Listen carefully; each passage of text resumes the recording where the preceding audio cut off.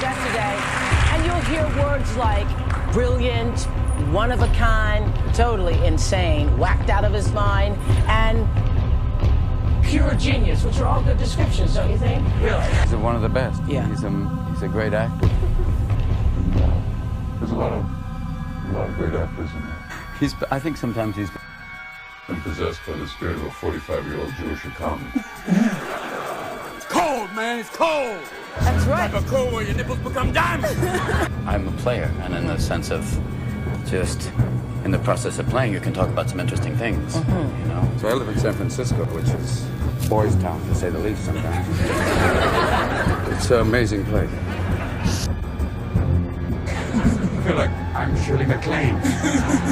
By living every day and knowing who you are, even if you're someone else, even if you're an 8,000-year-old being. Because you know, like in LA, I mean, you can buy crystals now. I mean, they're selling. Yeah, well, but they're selling Different crystals, yeah. Different crystals. They're selling crystals on the corner. So are you into the chanting? Oh, I heard you, Jimmy. I'll be back. Wind it over. Wind it. Finish up with the crystal thing.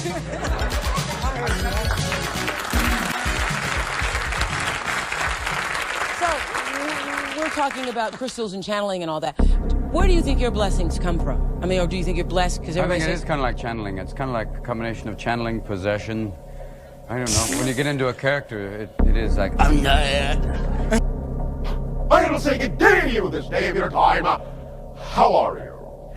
That something happens that you don't know where, but it seems to be passing through you. Yeah, do you think you're blessed? Or where does all this come Touched. from? Touched. In the old days, just have a blessing, you'd end up being like burned at the stake. He was very funny, but kill him anyway. In the old days, just have a blessing, you'd end up being like burned at the stake. He was very funny, but kill him anyway. No, it's, I don't, try and claim, oh yes, it's all mine. It comes through you, I think. When you're really relaxed, you don't know. Like last night I went to Second City and played. And when it works, it's wonderful. Because it is Zen-like. You kind of... But it's an incredible feeling. Like that day on the show before, on the comic relief show we did, there's a couple of characters that happened there that were incredible. I didn't plan them out. And on in Good Morning Vietnam, there was a character we did, the military intelligence character, that I could talk in for like hours and see. Yes, because he was so slow. Made it easier. But you can do some of those for a long period of time. Oh, no! That's nice. That's going to keep me going for a while. I was asking you about...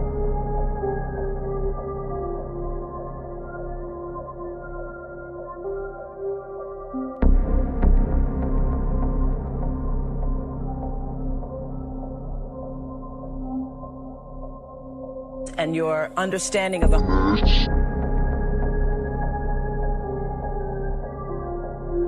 So, becoming more of yourself is also becoming more aware, not only of the light, but also of the dark.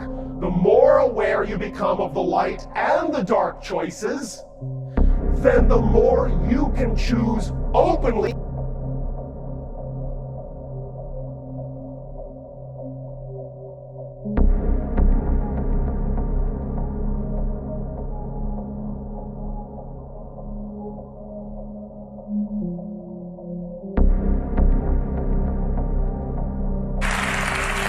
Pretty good time here with Robin. I mean, I've laughed so much, I'm getting one of those laugh headaches that right in the center of your head. No, if I want to read the paper. Enough. I wanted to ask you if there's any way your career is a metaphor for your life and the growth. In Mork and Mindy, you were kind of spacey. And at Moscow on the Hudson, you're kind of trying for assimilation into society. And then Dead Poet Society, the individualism, the fight for freedom. And Awakenings, life is good, there's a message. And now... Thought out question here. Wow. Yeah, go ahead. And now the Fisher King, kind of messianic, that we're all here for a reason. It's just Wow. Whoa! I hope this doesn't mean your career is over. Well, Let's go on with some more.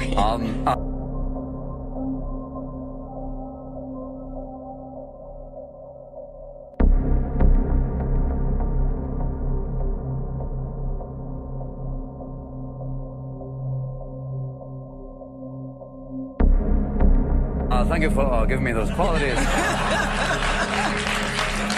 I never believed myself to be messianic. You know! Thank you. My life work is a metaphor. It's interesting that obviously it's kind of had certain parallels in my life. It's interesting that it's taken that track that there's a line in Garp that you say you can look at the arc of your life and find it interesting. What's the symbolic background It is of my your life star? is a metaphor. It is my clothing is a metaphor. It's just everything in one. It's actually just someone went, it works for you, wear it. Try it. It's a whole crusades thing. Put it on. It's kind of half Jewish, half Gentile. Go with it. It was made by a mixed tailor. Robin Williams.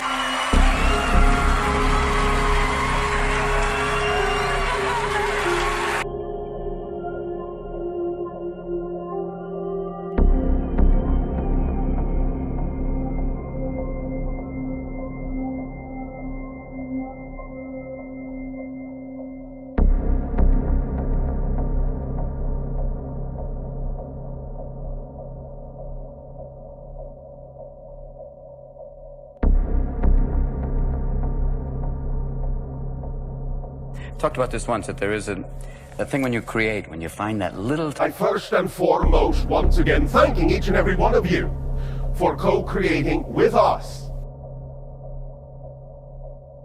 Tiny flash, when you find some It's like idea. bliss. It's bliss. Well, because the brain gives you the same reinforcement that Right. it does with sex. I mean, That's right. There's a reason you have an orgasm, so you keep doing it.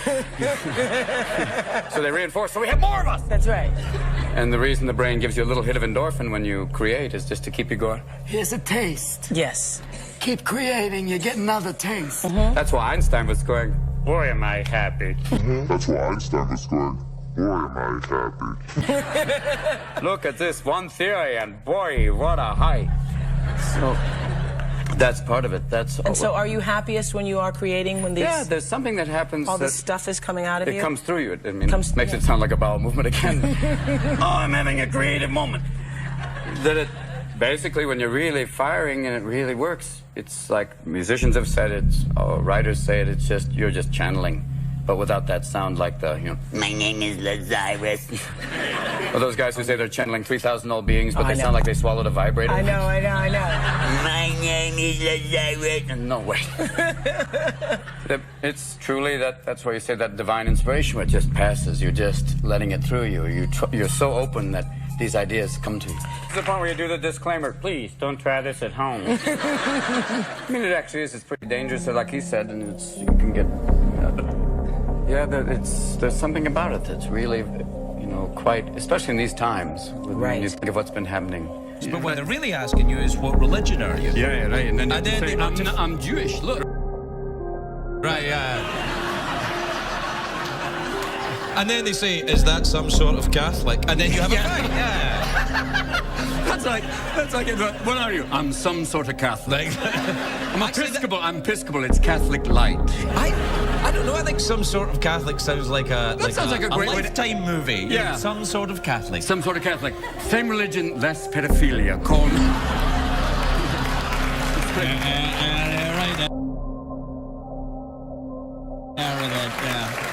Yeah. Must be a We tough. could probably cut that out. Right now, everyone for Easter, it's going to be an interesting Easter for the Pope. Everyone else is hiding eggs. He's hiding priests. Yeah, right. Find the pedophile, find the pedophile, find the pedophile. Where's the pedophile? There we go, pull him around, pedophile, pull him around, pedophile, pull him around. Oh, there he is. Here's $100,000. Replace the pedophile.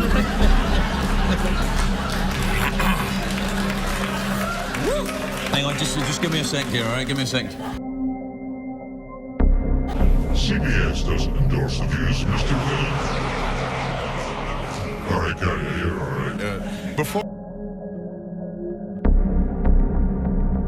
I'm excommunicated. I want to say thank you to all the people who watched me tonight on this show. No, you're all right. They'll be fine. It's rough though, but the Pope, if this really gets big.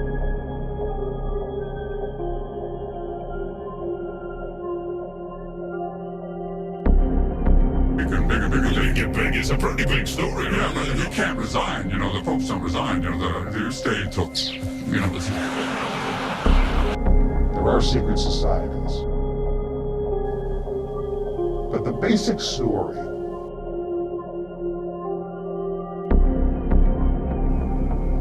is years ago, some of you may know if you read my books or if you're a member of the Global Information Network, you know that I was a member of a secret society called the Brotherhood.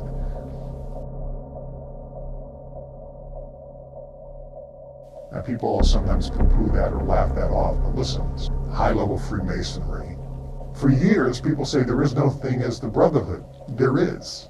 I'm the Joe Valachi of the Brotherhood. There is. There is a hierarchy.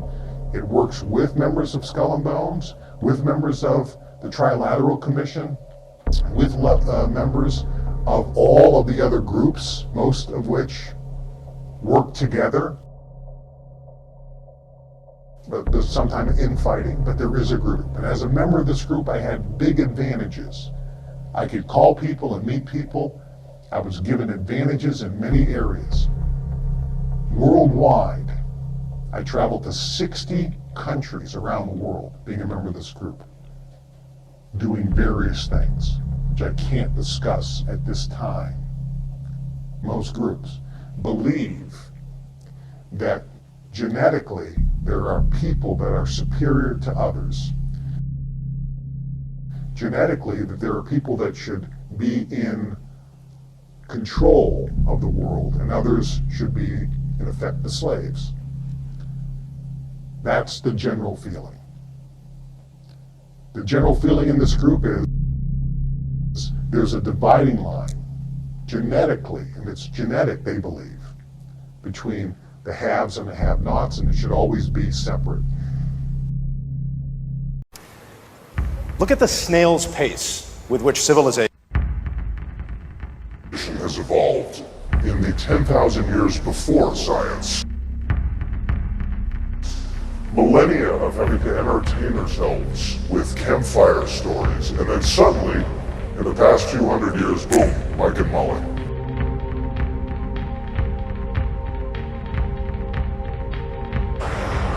The scientific method is so powerful, so enlightening, that in the blink of an eye, we went from burning witches at the stake to putting them on Real Housewives of Orange County.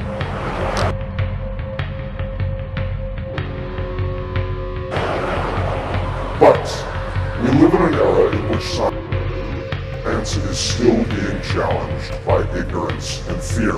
We have candidates for president who think that the Earth is 6,000 years old. It's insane. It's insane. We need to find a presidential candidate who actually understands science. It's a serious problem, though.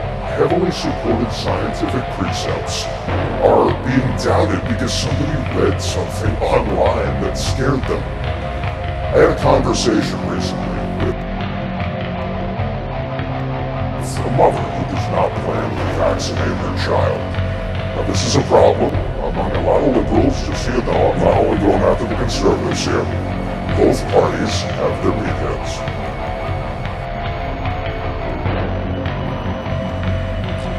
And yet we're still fighting a constant battle against misinformation.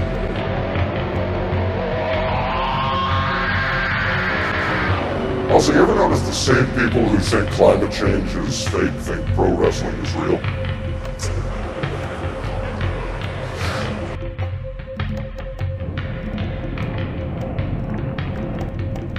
I am so proud to stand here in this room with the people who are, in spite of the obstacles, moving our species forward. I'm a space enthusiast, alright? No secret. And in astrophysics alone, look at the discoveries we've made in the past year. Liquid water on Mars, which is exciting because we don't even have that in California.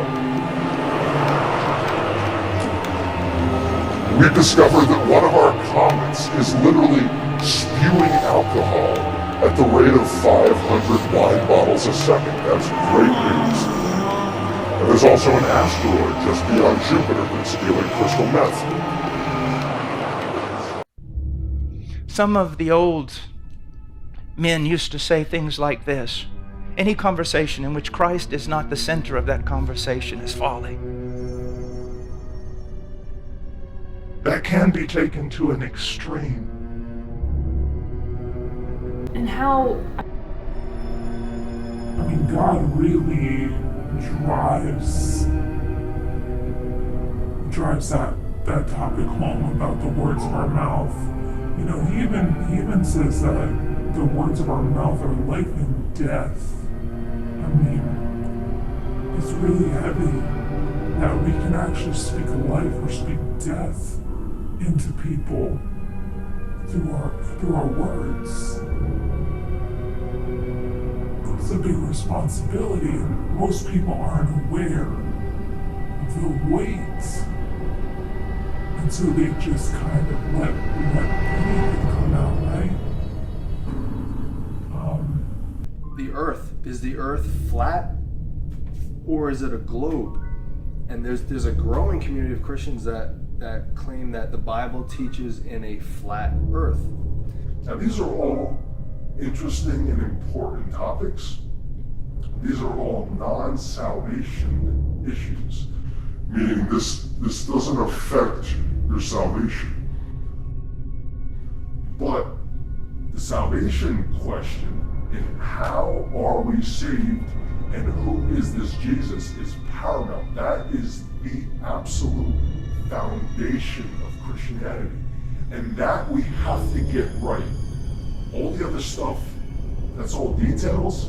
We don't have to get that right, but we need to get right who is Jesus and how are we saved. So I want you guys to be able to recognize who Jesus is through what the Bible teaches and who are these other Jesuses that people are teaching. So this is a problem now. It was a problem thousands of years ago.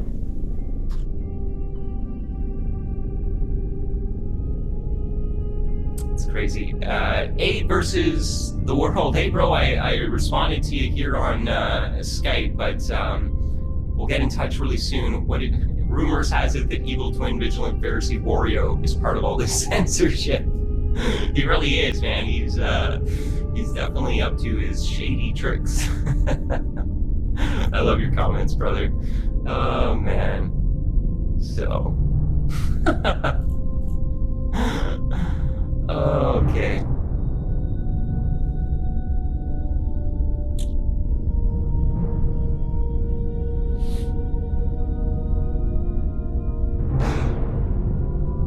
That's what I'm trying to do, brother. Be the messenger. That's all I am. I'm just a messenger. And I'm not the best one either. And if you can pray for me, I want to be a better one. Better example. I want to, we'll talk about that in the 6:30 chat tonight. God's stepping me up to new levels.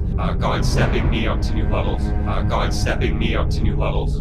God's stepping me up to new levels. God's stepping me up to new levels.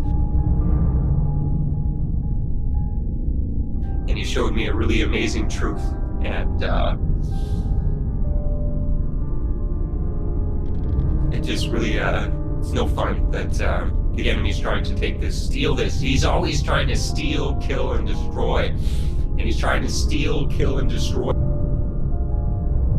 this amazing YouTube harvest that I've been a part of, and I know other content creators. We have never been able to do something like this for God on social media before.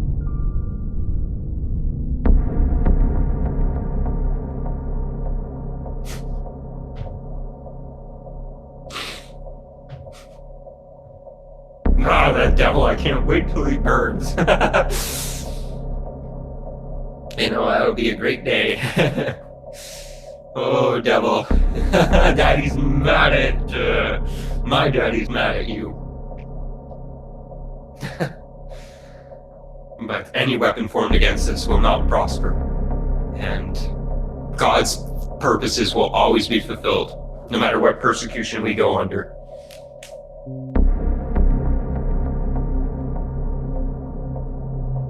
You know. So, all right, guys. Hey, what's up, my friend? Kalakanai here, and welcome to my home. Now, as you continue to pay attention here over the next few minutes, I'm going to show you some things that I think that you're going to find pretty cool. You see, the question that I get most often, right, is, Kala, how did you do it? Right, how did I go from earning minimum wage, working in a coffee shop, living in my mom's spare bedroom, and over $25,000 in debt, to creating a multiple six, and even seven-figure per year income, working online from home, while also having the time and the freedom to travel around the world, take multiple vacations per year, and the liberty to live life on my own terms. And the truth is that it's actually very simple. And once I show it to you here in just a moment, I think that you're going to be shocked. Because it's been staring you in the face, and you didn't even know that you were seeing it. Trust me, as you begin to go up that wealth pyramid that I talked about, you're going to start having some extra money. And people are going to be like, oh, invest in this and do this. And if you don't do it right, you can lose all your money.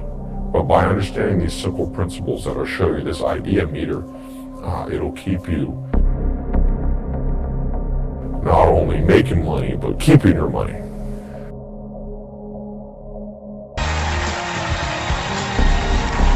Welcome back, everybody.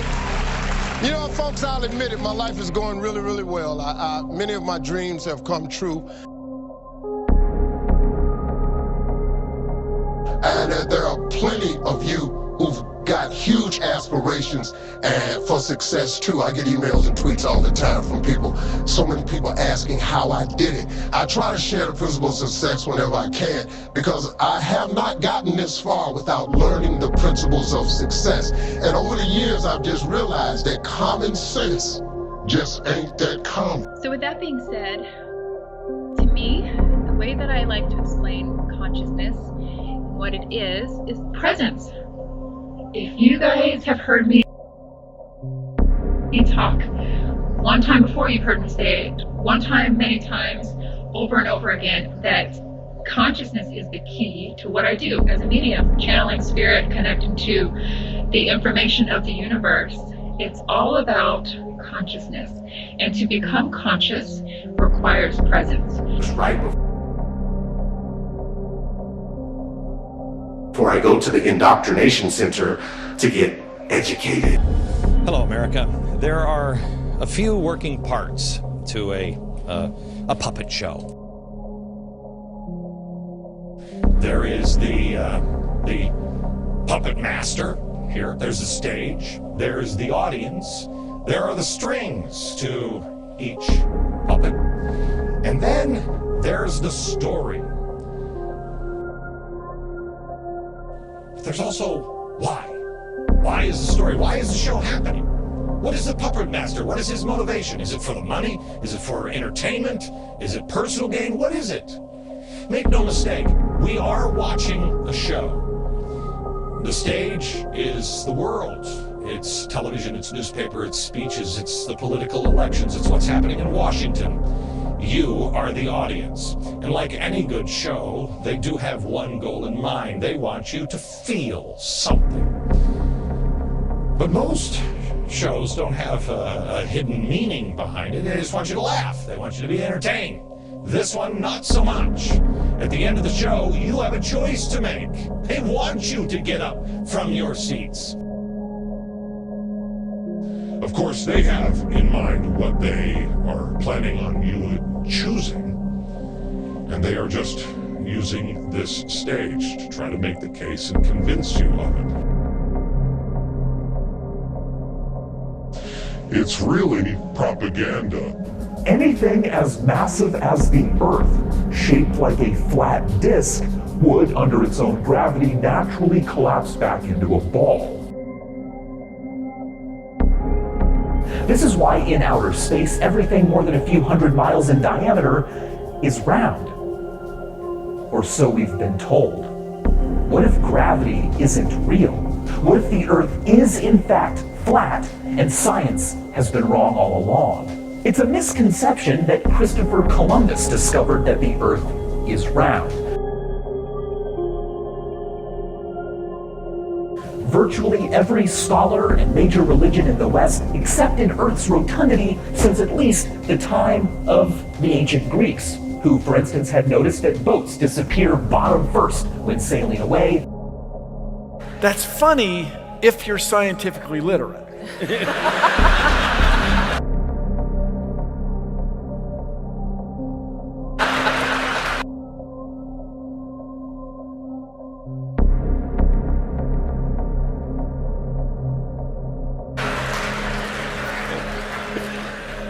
So my older brother, tremendous influence on me. So my older brother, tremendous influence on me. So my older brother, tremendous influence on me. So my older brother, tremendous influence on me.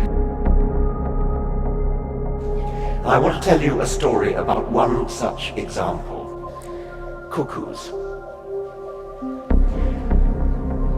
The European cuckoo parasitizes quite a large number of different species. You know they're brood parasites. You know that the female does not lay an egg in her own nest. She goes and finds the nest of a host species. It might be a hedge sparrow, it might be a meadow pipit, it might be a reed warbler, it might be a robin, and deposits an egg in the nest.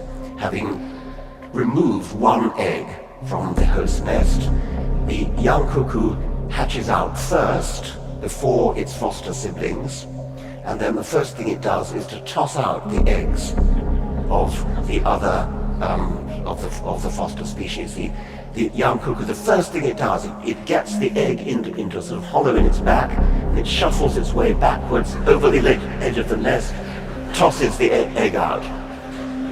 Obviously it has no idea why it does it, it's got no idea of anything very much. This is built into the nervous system. And the cuckoo has many, many other fascinating adaptations to its brood parasitic way of life. But let's just say we're not in Kansas anymore.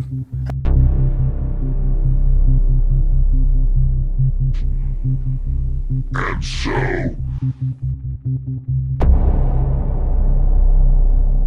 we have to discuss the different influences that are in the universe and our fact that we have free will. And we decide what we want. And what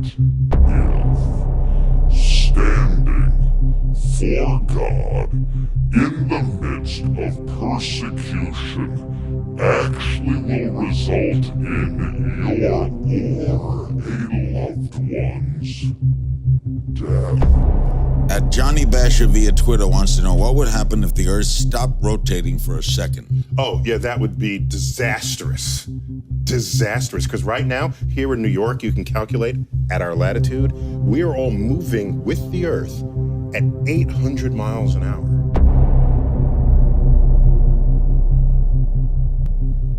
Due east. Because Earth is rotating. What can we expect the North and South poles to shift? When can we expect them to shift? And what manifestations will we experience? Say,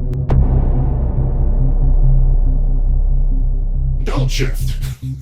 Yeah, there was a lot of talk about pole shifting as we went into the year 2012, all the 2012 hysteria, which was basically a hoax on scientifically illiterate people of the world. Scientific literacy spares you tomfoolery from charlatans. Right? Yes, exactly. Science literacy is an inoculation against charlatans who would exploit your ignorance of scientific law and take your money from you or your opportunity from you. So maybe the elephant is ordinary gravity in another universe and we're feeling it and we're making stuff up just to account. And we're making stuff up just to account. And we're making stuff up just to account for it. You think there could be another universe? I don't see why not. Because back when we thought Earth was alone. So, for example, if you knew nothing about science and you read, say, the Bible, the Old Testament, which in Genesis is an account of nature. That's what that is. And I said to you, give me your description of the natural world based only on this. You would say the world was created in 6 days and that stars are just little points of light. Much lesser than the sun. In fact, they can fall out of the sky, right? Because that's what happens during the Revelation. One of the signs that the second coming is that the stars will fall out of the sky and land on Earth. So it's even right that means you don't know what those things are. So the point is,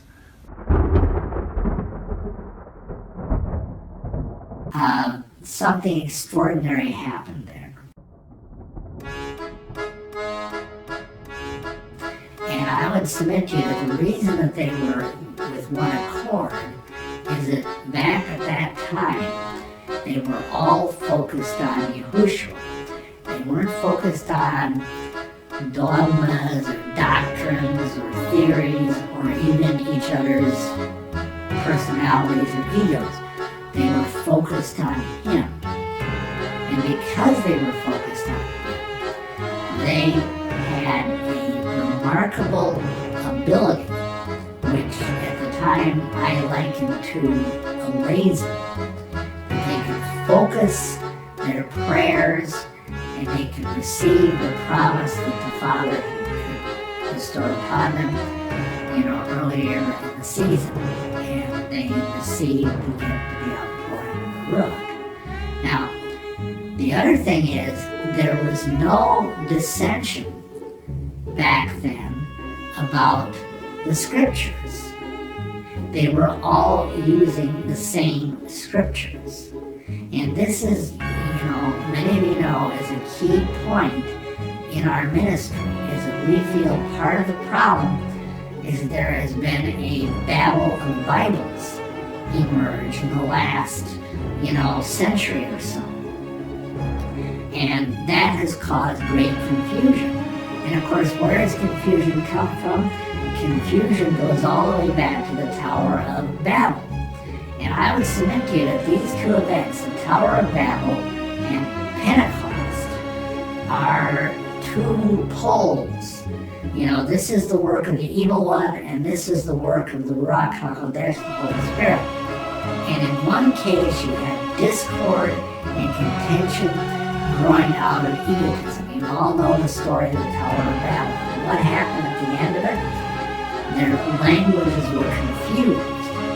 And conversely, in chapter 2 of Acts, they were all together with one accord in one place, and what happened? They received heavenly language. And this is a total polar opposite, because it's the work of the Ruach to bring us together, and it's the work of the adversary to divide us. And that is why, because from the very beginning we stood and still stand very strongly on the King James Authorized Version as being the Bible for English-speaking people. And we're going to do a whole teaching on that later, but for now, let's just say that's one of the three reasons why we chose this particular name for the ministry. Now, moving along. Well, it's a kind of a slow form of exercise, which is called Tai Chi Chuan. I'm speaking Mandarin just now. Yeah. Cantonese Tai Chi Kun, okay? And it's more of an exercise for the elderly, not so much for the young. Give me a demonstration. Show me, can you do it, a little bit of it? Just hand-wise, it's very slow. What was it? And you push it out, but all the time you are keeping the continuity going. Bending, stretching, everything. Suppose, you just keep it moving. It's like a belly dancer there. It is. I mean, to them, you see, the idea is running water never grows stale. So you gotta just keep on flowing.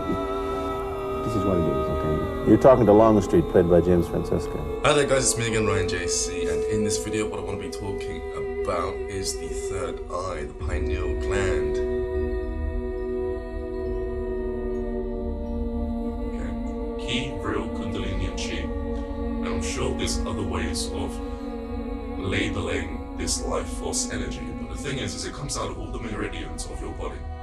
And as it's coming out of all the meridians in your body, you can channel it through this meridian right here, your brow chakra. And okay, now what is the pineal gland? The pineal gland is a gland situated in the center, dead center of your head. You put your finger just next to the ear, center into the brain. You'll find the pineal gland. Okay, pineal gland is the main tool used within hidden practices, occult practice. So how do you do this? Well, to do this practice is quite simple. First, you want to stand up straight. Put your hands together. I said, empty your mind. Be formless, shapeless, like water. Now you put water into a cup, it becomes the cup. You put water into a bottle, it becomes the bottle. You put in a teapot, it becomes the teapot. Now water can flow, or it can crash. Be water, my friend. Like that, you see? I see, I get the idea. I get the power behind it. I mean, that's a good sign. Please welcome Brandon Lee.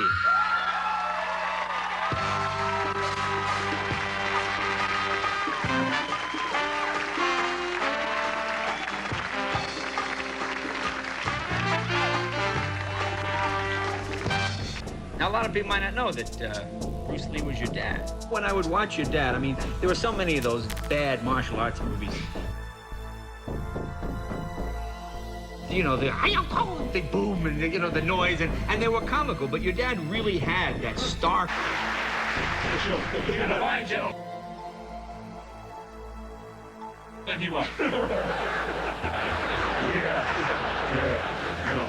I wish. No. Nah, I couldn't be, you know? Nah. I couldn't be, you know? I'm back! Thanks, I love you too. Let's just talk Full House for like 2 seconds, because you all want to hear about it, I know. Thank you all for being such great fans of Full House. I feel so blessed and so privileged to have been a part of that show, because really when you're auditioning for shows, you don't know what it's going to be like. And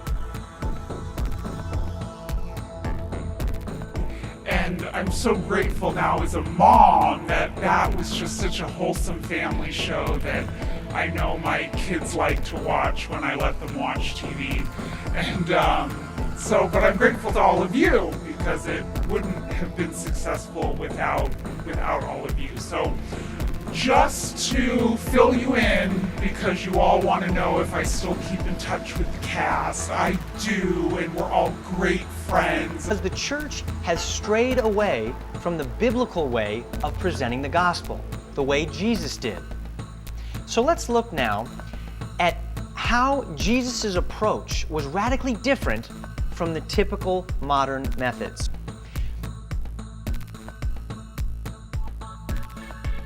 Please listen to the following story, because the essence of what we're saying pivots on this particular point.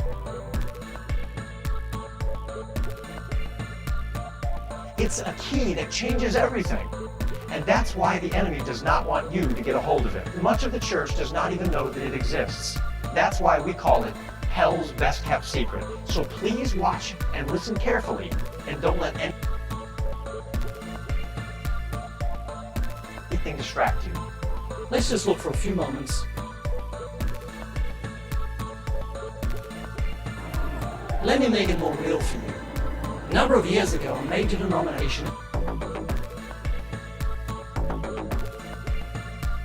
And I'm thinking to myself, Didn't Jesus know that no one can keep the 10 Commandments? It seemed to me Jesus might have benefited from a friendship evangelism course. Dr. Billy Graham is back with us to take part in Mission England. Billy, welcome to the northeast of England. Thank you very much. It's a great privilege for me to be here. I'm looking forward to my time here. You're almost an Englishman now, aren't you? Yes, in one sense. I've spent so much time here. I suppose that I know almost as many people in London as I do in any major American city, and we were here in this area in 1946 for about 2 weeks, and I got to know quite a number of people even here. And it's a tremendous privilege to be back and to see, you see, that was the year after the war, and to see the city all rebuilt and all these buildings here, and the cities, I should say, yes, because there's so many cities about.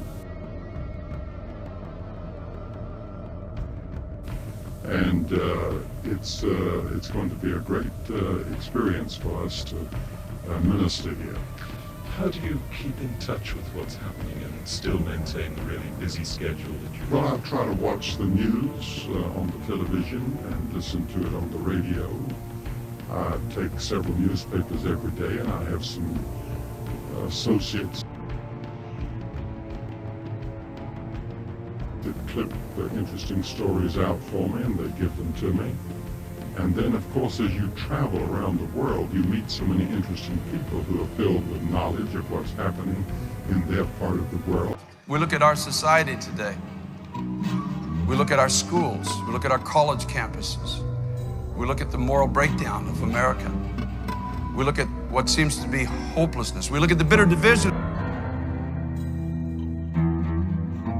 In our society, we look at the evil of godlessness and what it wants to do to this nation.